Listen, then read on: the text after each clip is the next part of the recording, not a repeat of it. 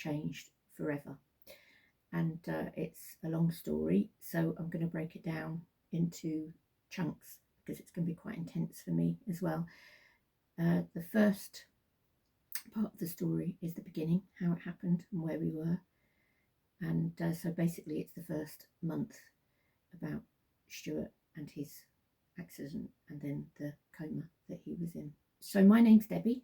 Thank you for joining me today. The accident happened actually on the 5th of December 2015, so it's been 10 years ago, which just blows my mind really to think that we've been living this way for 10 years. It's really strange. Stuart was away for the weekend. Him and our son Josh had planned for a weekend away doing mountain biking. Josh lived in Bristol at the time, and they were going through to the Brecon Beacons, which is just across the Severn Bridge into Wales, to go mountain biking. This is something they did regularly. This was something they did regularly together. Stuart and our 3 kids all did mountain biking together or individually at some point in the last many years. Stuart was always very safe. The kids used to take the mickey out of him, actually, to be honest, about how safe he was. It was always safety first. So this was a much needed break for Stuart. He was really looking forward to it. And he went on the Friday night. His life had been really stressful that year. We owned a cafe. Stuart ran it with our youngest daughter, and it just wasn't making any money. In fact, we probably were losing money. And that summer Stuart had worked for 7 days a week. So he really needed a break. So he was really looking forward to it. And there was nothing romantic about our goodbye. He left on the Friday evening after work. He faffed. He had to get his bike sorted, all his equipment. As usual, it was always last minute. I just couldn't wait for him to get out the door so that I could watch what I wanted on TV, and that, you know, he would be on the road up to Bristol, which was about a 4-hour drive. So, and I know he was really tired. So I just couldn't wait, and he was faff. So kept asking him when he was going. Eventually he was able to go. So no romantic goodbye. Anyway, he got to Bristol fine, and the next day was Saturday, and on my days off, or I had to take time off, I worked full time and elsewhere, but on my days off, or if when Stuart was short staffed, I would go and help him in the cafe. I absolutely hated it, but I did it. I went and helped. Wasn't very good at it either. So of course I was covering for him while he was away for the weekend. We had a really busy day, which was good money wise, which was really good, but both me and our daughter were absolutely shattered by the end of it. And on the family WhatsApp group, I sent a photo of the mess from the cafe, saying what a busy day we had. And it was about 3 o'clock, 2:30, 3 o'clock. And Stuart did some sort of response about nitpicking about something that he could see that he wasn't happy with. So my response was, oh great, thank you for all your hard work, Debbie. You know, type of thing. I can't remember exactly what I said, but and then one of the kids were like, "Oh, this is awkward." So that was my last. Sadly, that was my last communication with Stuart. So not like the movies when you all tell each other how much you love each other and you go off and then whatever happens. It wasn't like that at all. It was all a bit barbed. I was going out, and I was on my way to the train station, and it was about 4 o'clock when our son Josh called me to say that Stuart had fallen off his bike and was unconscious. So they were 500 miles away. Stuart had been airlifted, or was about to be airlifted, to Cardiff Hospital, which is a specialist brain injury hospital, amongst other things. So this was 4 o'clock in the afternoon. I had no car because Stuart had the car. I needed to get there. I needed to get there for both Stuart and Josh, and I just didn't know what to do. I also had a dog, Ted, bless him, we no longer have him, to get somebody to look after. I remember I was walking around in circles on the phone because I just trying to work out what I needed to do. It was so strange. So I rang my mum, told her that we were going to, Stuart had an accident, I was going to have to come drop Ted and all his stuff off. And then I rang my youngest daughter, Phoebe, who lived 5 minutes walk from me, and I asked her if her and her partner had been drinking, because they needed to drive. I told her what had happened, and I said, you think your partner, she's no longer with him, but your partner could drive us to Cardiff? And bless him, he'd never really been further than, they were only sort of 19, 20, and he'd never really been further than the next town driving, hadn't really been far. So of course, absolutely yes. So dashed home, they came pick me up, we put Ted in the car. I literally grabbed my phone, my charger and my Kindle. I don't know why I thought my Kindle was important, but that's what I grabbed, and obviously my purse. So we got in the car. I then had to ring our eldest daughter and her partner, who were out Christmas shopping, so say it was the 5th of December, and I had to tell them what had happened and that Dad was in Cardiff Hospital. So we basically just drove, my daughter's partner at the time drove us up to Cardiff. We didn't know what to expect. Josh was ringing me. I was trying to keep in touch with him. Well, he dropped Ted off first, obviously, and then went. Josh was ringing us to keep, he had nothing to say really. His dad was still unconscious. He had nothing to say. He did say that Josh did tell us that they'd already been down the mountain once and had a great downward ride, whatever the technical term is, and they wanted to do it again. So they got transport back up. It was an organised place where people go mountain biking, and they were just going back to the starting point to go down to the mountain again, and it was just a flat piece of surface. That's the irony. This freak accident is a completely flat piece of surface. He wasn't even going down the mountain, and they always would go. One would go first. They would never stop for the other one. They would never look back, because you just need to keep an eye on what you're doing and just go down and not worry about the other one.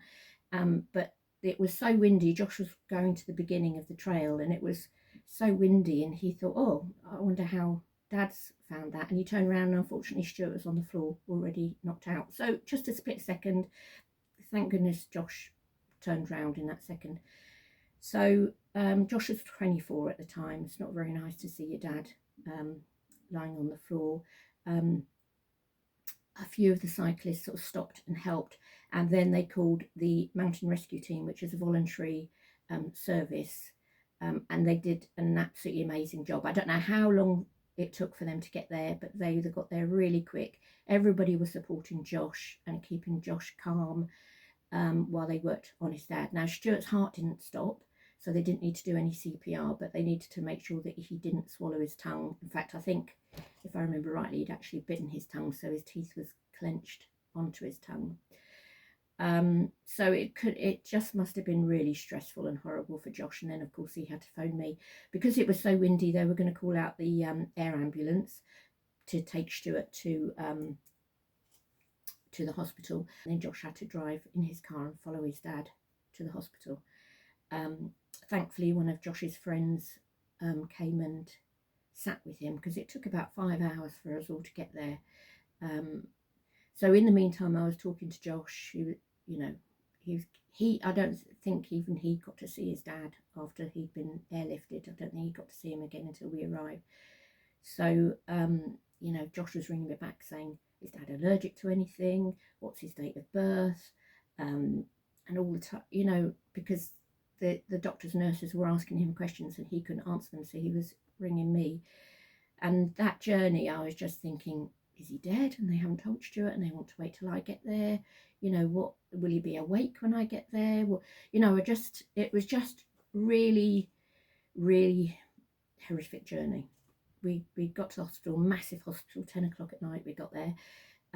We found Josh, and he just broke down when he saw us. And both me, my daughter and her partner had turned up with basically nothing apart from our phones. And within minutes, our other very sensible eldest daughter and her partner trundled up from London, and they had packed a case. And at the time I thought, why have they done that? But anyway, they had more sense than me. I genuinely thought we'd be home the next afternoon. I thought Stuart would wake up and we would be home the next afternoon. I did not know what was in store for me or for him or for any of us. So the nursing staff took us into the ICU, explained that Stuart was all wired up. He had a bleed on the brain. He was still unconscious. They'd medically induced him, put him into an induced coma at that point, which they said was quite a common thing to do, to give his brain and body time to rest. And he had a massive bolt. Stuart's bald, and he had a massive bolt in his head, which tested the pressure in his brain, so that if there was ever any swelling, signals would go off, and the step that they would have taken, I guess, was to cut away his part of his skull. But anyway, Stuart, the whole time, Stuart didn't have any swelling, which was one less thing to worry about. But that bolt gave us a lot of comedy value. The kids are very good at taking the mickey out of me and Stuart, and even during that time we still had lots of laughs, which I know lots of people do in traumatic situations. And we had the visitors room all to ourselves, because of the time of night and everything. So there's basically 6 of us, I think, in that visitors room.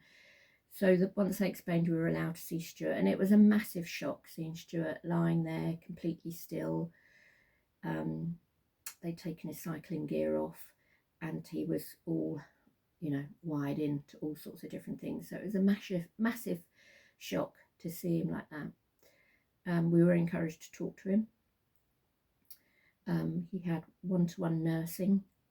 They were on a 12-hour shift, so we built up great relationships with the nurses that were in ICU with him. And I'd go into a bit of a panic if one of them had to go to the toilet, but the next nurse was always looking after him with all those beeps and everything. It was really, really nerve-wracking. So that was it really. The nurse said that really we needed to try and find somewhere to sleep that night. I wasn't prepared to leave the hospital, so the kids looked and searched for a place that would take them. So there's 5 of them. By the time they found somewhere, I think it was 2 o'clock in the morning. So they went off to that hotel. I slept on the sofa in the visitors room, family room, and just thought this will all be over the next morning. Stuart will have woken up, and obviously he didn't, unfortunately. And so thankfully, ever organised, our eldest daughter, the next morning they all came back to see me. She'd bought me underwear, change of top, and toiletries. So that was much needed. So it was nice to be able to freshen up in the morning. And then we were just it was a long day. It was Sunday. Now I can't remember who we saw, who we didn't see. It's a fog. The whole thing is surreal, absolutely surreal. I remember before the kids arrived, I went to the cafe and got a coffee while I was waiting for them in the morning. And then I was thinking about all the people I've got to tell. I thought, okay, I won't be at work on Monday, so I'll let one of my colleagues know just quickly what's happened, and hopefully I'll be in at the end of the week, because Stuart will be up and about. He'll be fine. Might have to take a few weeks off work, but he'll be fine, and I'll go back into work after a few days. And I was thinking about all the people that I needed to tell. How did I say it?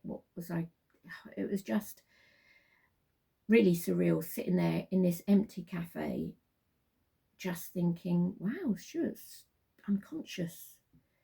I always thought he might break something, like an arm or a leg, but I never thought he'd knock himself out when he was doing something like this with mountain biking.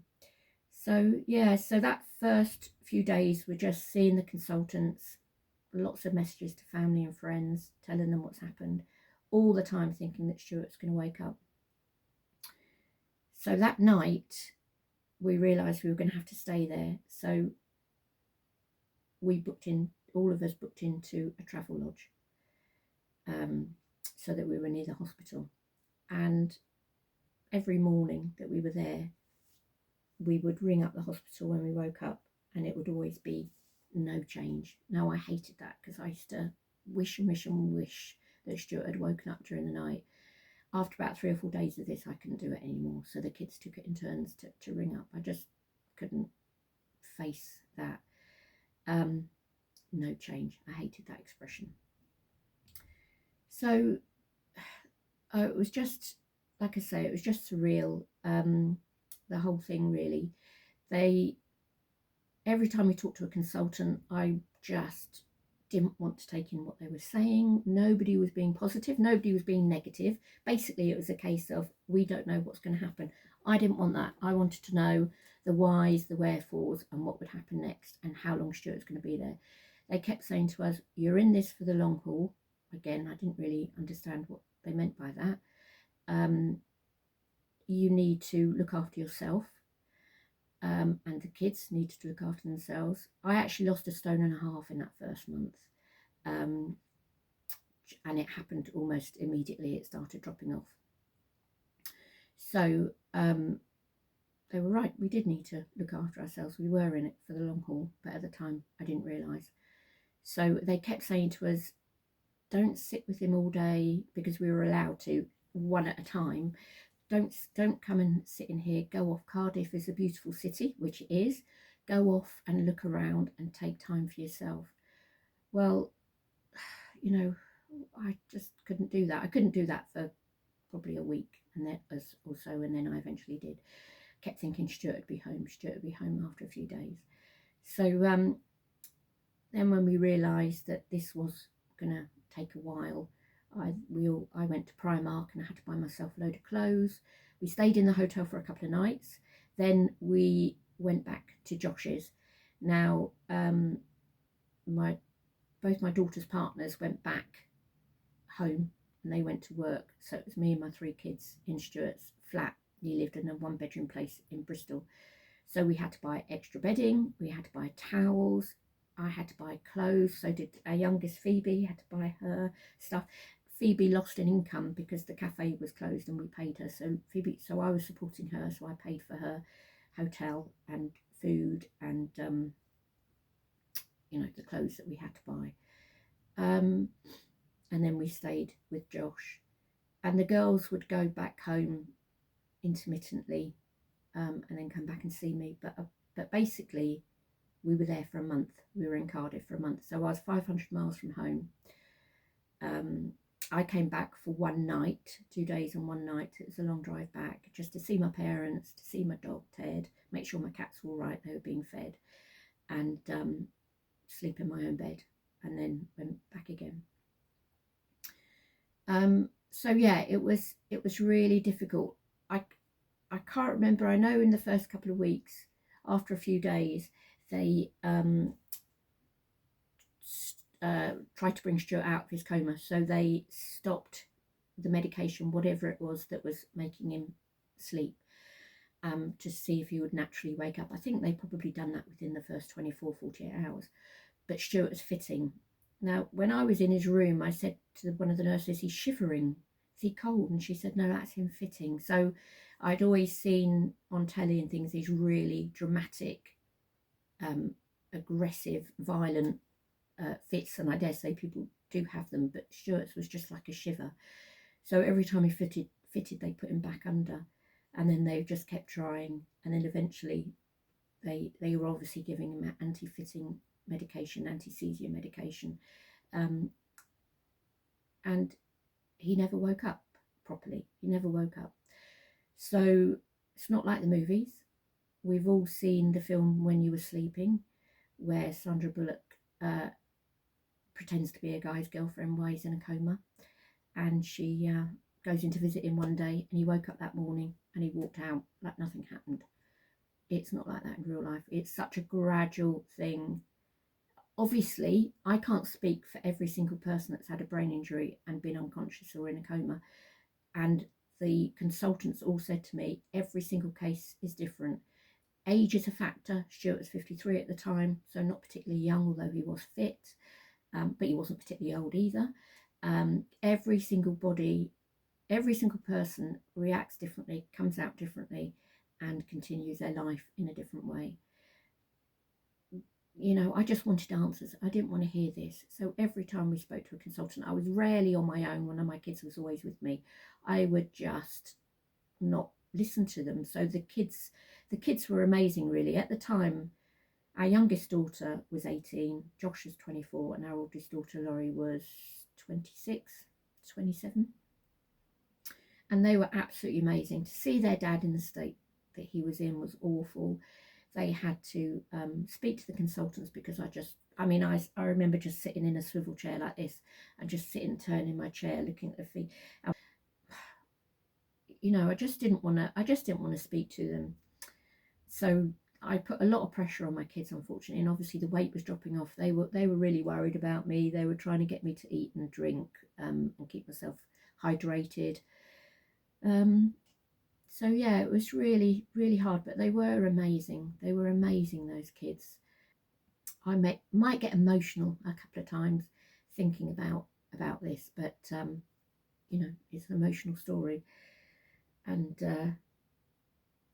one of the things that my daughter read on a poster is to write about what is going on every day, so that if and when our husband made a full recovery, or the patient would make a full recovery, they look back on that and see the progress.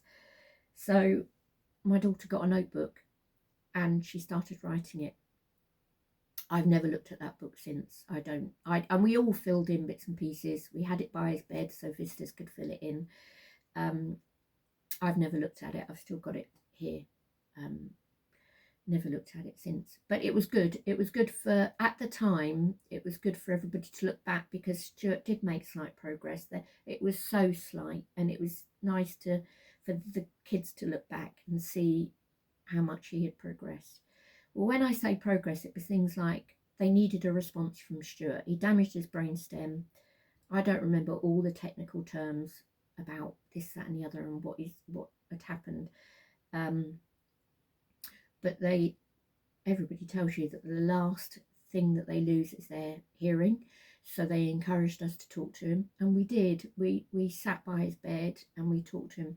When the accident happened, it was the 5th of December. The following Saturday was our youngest daughter's 19th birthday. And I remember her saying, please, Stuart, wake up for her birthday. Just wish her a happy birthday. Just, that's all she would want for her birthday. Unfortunately, he didn't. But they allowed us sometimes, sort of 2 or 3 of us, if it was quiet, to sit round the bed.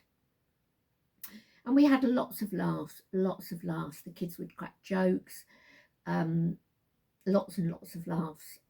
Our son couldn't talk to Stuart, so he read a book to Stuart, a Guy Martin book, who I personally find really dull, but Stuart was really into that. Guy Martin is some guy that does up cars and motorbikes and goes into a shed and makes something out of nothing. And Stuart used to find him really interesting. And they had the book, so Josh would read a chapter, and to sit and watch excuse me, to sit and watch Josh do that was lovely but sad. And Josh didn't read books.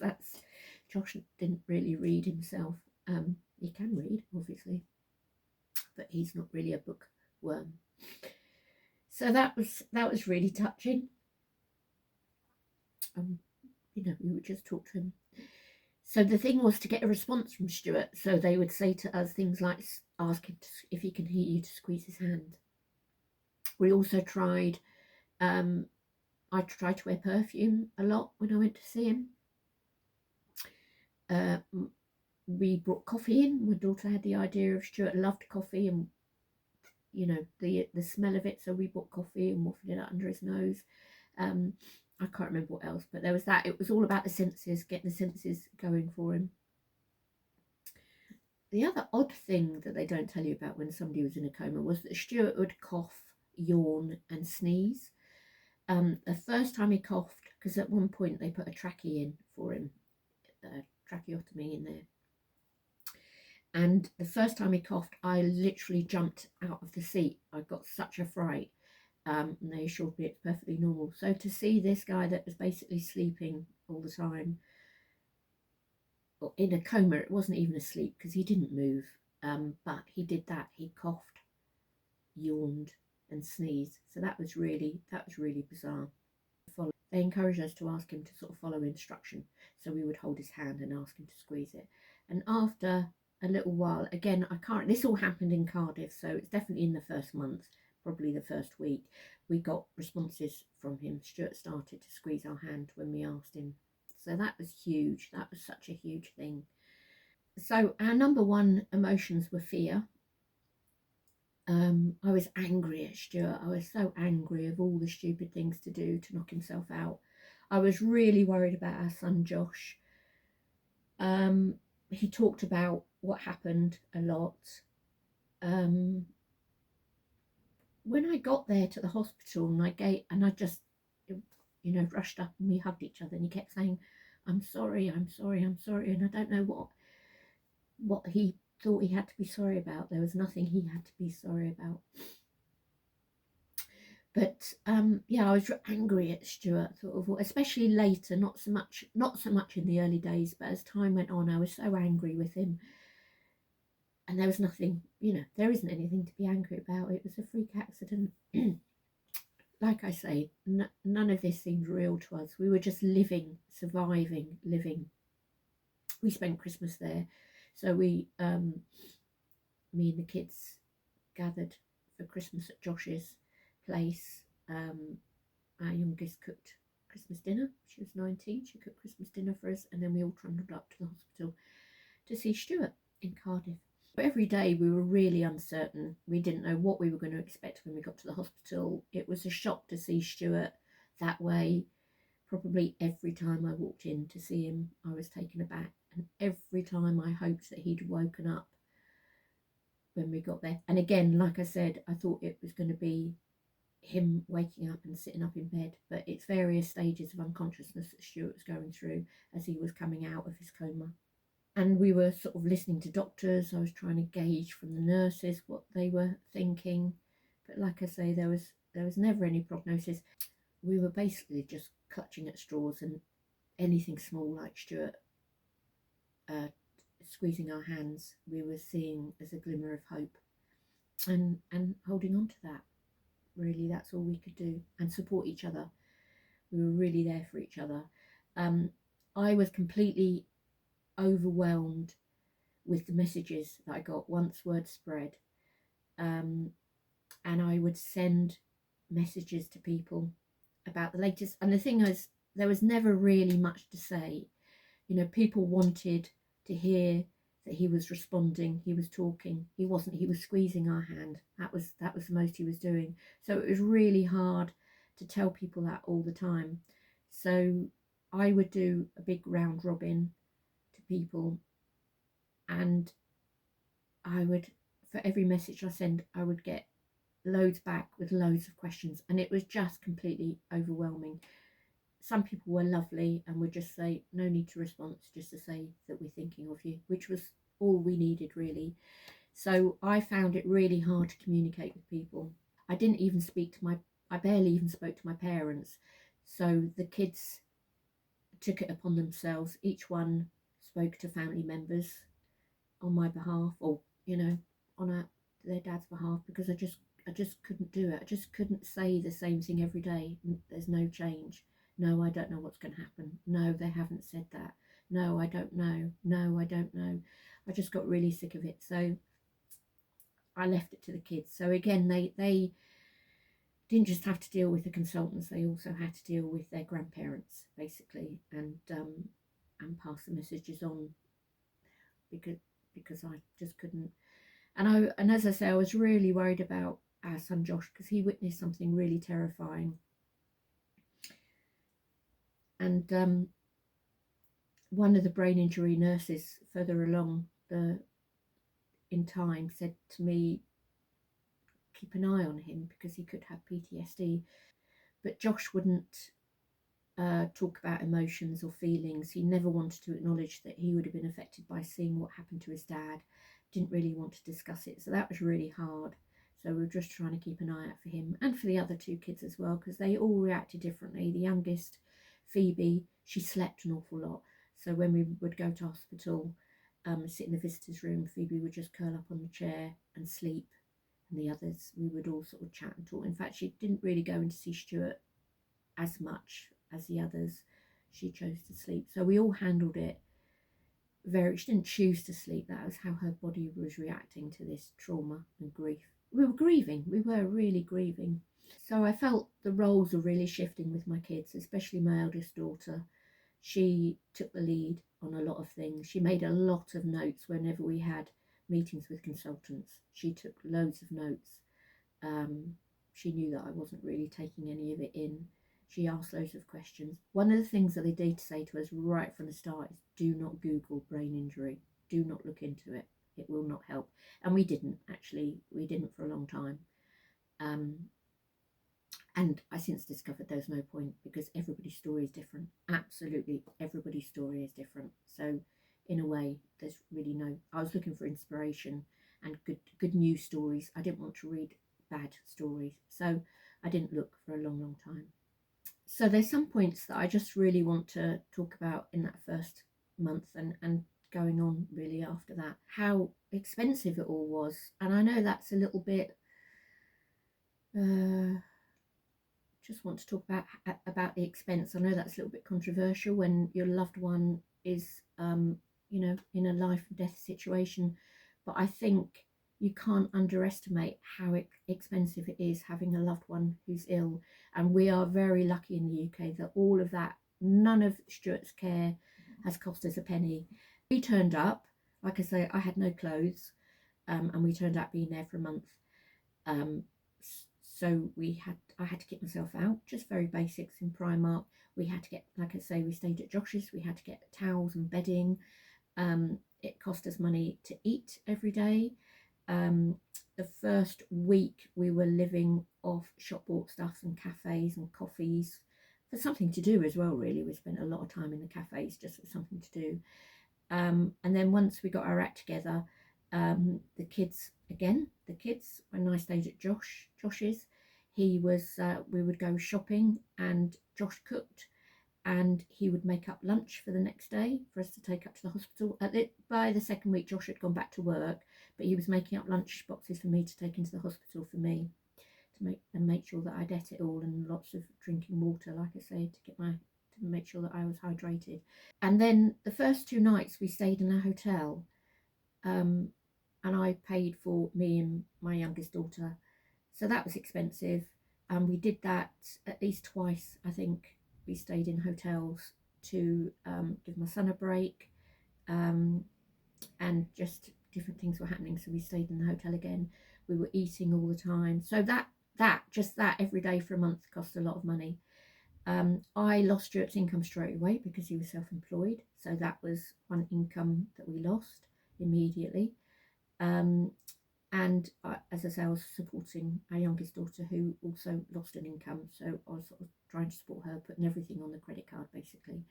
And also fuel. We were going backwards and forwards to Cardiff every day from Bristol, and we were crossing the bridge, which we paid for every day. And then when we got to the hospital, we were paying for parking. Now, for the first 10 days, I was paying that every day. I can't remember how much it was. And then one of the nurses said to me, why don't you buy like not a season ticket, but a week at a time? It's much cheaper. It was much cheaper. Nobody had said that to us. Like I say, at the beginning, I really, really thought, when I look back, I was so naive. I really thought we'd be home in a week. And I thought, a couple of weeks off work, Stuart will be fine. And looking back, I'm glad that I didn't know then what I know now, because I don't think I would have been able to cope with it. While I had hope, I had a fight and was able to continue. Without hope, you have nothing. So not having a prognosis, as frustrating as it was at the time, paid off for me, really. I don't think it would have helped me. So with the expense came that amount of generosity from people. People were absolutely amazing. So my brother, gave me £500 to pay for expenses. When I got back to work, they'd had a whip round at work, and I can't remember, I think another £500, it might have even been more, they gave me in cash. I was so touched, in shock. My cousins had a whip round and sent me £300. My parents helped me out, and people, I had one friend contact me and ask me if she could set up a GoFund page for me, and I said no, because I didn't know. Like I say, it was still early, and I thought, we would be fine and back at work. But also, I thought there's other people out there who need these things more than me. I didn't want to put my life out there for somebody to feel sorry for us. And also, I thought, if people started to fund me and I went for a coffee, bought myself a new pair of shoes, um, did something, had a takeaway, if I did something, I'd be thinking, oh, they've donated to me just for me to go and get a coffee, just for me to buy a pair of shoes. And I would have felt that I would have had to account for every penny that I spent. So it was a very kind offer, and I said no. So things were difficult financially, but people were just absolutely so generous, and I will never ever forget their generosity. So that was the first month. He was in Cardiff for a month, but the whole time I was absolutely desperate to get Stuart back to our local hospital. I didn't really understand the impact. I fought every day, and they kept saying he needed to go to a specialist unit for rehab. And I was thinking, but he's got to come home. I can't live like this. I've been away for a month. I have a job. I was actually covering for my boss while she was on maternity leave, and I'd literally started that a month before Stuart's accident. So I'd only been doing my new job for a month, and then I was away for a month. I needed to get back. I needed to get back to normality. I needed a routine. I needed structure. I needed to be out of that hospital, and I needed to be with my friends. I needed to be with my family. I needed to be in my own home. And it was all about me. And I felt that no matter where Stuart was, he would be okay. So I fought and fought every day, and they kept saying he needed to be in the specialist unit. And eventually they agreed to bring him home. So he came home to us. So he came down to our local hospital. He was there for 3 weeks, and it was the biggest mistake that I made, really, pushing for him to come back. Again, I didn't know. Stuart had a trachea on, and I assumed they would put him he would be in the ICU and then be in their stroke unit while we waited for a specialist bed somewhere else in rehab. And within 24 hours, they took the trachea off him, because they didn't want him to be in the ICU any longer, because he was basically bed blocking. As somebody at work very kindly pointed out to me, he was bed blocking, and they wanted to get him onto a normal ward, which just devastated me. I just didn't understand what they were doing. They didn't really know. They had one brain injury nurse there, but they really didn't know how to handle Stuart. So they found a bed for him in the ear, nose and throat ward in my local hospital. The staff were quite clearly frightened of Stuart. They'd never dealt with anybody who was in a coma before. The room wasn't very clean. I went in there sometimes and Stuart hadn't been changed, so I had to go and find a nurse. And I fully support the NHS, and I don't want to be negative, but this was a massive mistake on my part, really, to get Stuart back home. And thankfully he was only there for about 3 weeks, and it was the worst experience ever. It was awful. I hated it. He got really, really bad oral thrush, which was due to lack of hygiene, and that didn't help his recovery. It wasn't nice for us as a family to see it. He was kept alive, and that was about it. So, as I say, this was 10.5 years ago. So as you can tell, this is a long story, and I'll catch you up to date as to where we are now. Stuart never made it home, sadly. He's now in a care home. That's a spoiler. And like I say, I'm glad I didn't know that then, because I would have given up. I think, and not helped him with his rehab if I'd known him.